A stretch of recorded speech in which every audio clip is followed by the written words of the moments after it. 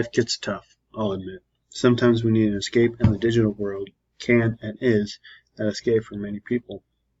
This can be through online gaming, videos, blogging, or social media. Though this escape is beneficial, it's important to maintain a positive self-image and identity. Our online interactions is how other people see us. Though this is online, the online interactions do impact our daily interactions, relationships, and our reputation. The behavior online and offline are more closely related than you'd think. A good rule of thumb is that if you wouldn't say it in person, don't say it online. Better yet is if you wouldn't do or say blank with your parents around, you shouldn't say it at all. This can pertain to how we talk, what we talk about, being the subject matter, and our images. It's not hard to go onto social media and half-dressed people posing on their profiles. How do you think this represents them? Many parents require their children to add them on social media so they can monitor what they post.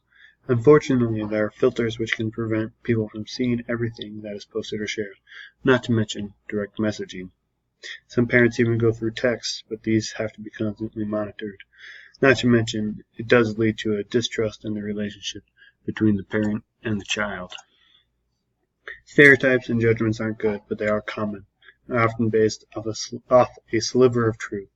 What would people say if they saw your internet behavior? Could they recognize it as you? Or are you completely unrecognizable? 2 words: internet maturity.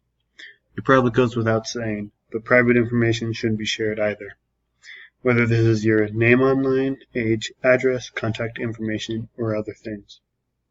A couple of years ago, a team decided and studied the selfies of a girl for 1 month, and at the end of this time, they gave her a layout of her whole house by piecing together these selfies, all these photos. The scary thing, they got it 100% right. There's a lot more information you post than you realize. As always, God bless and stay safe.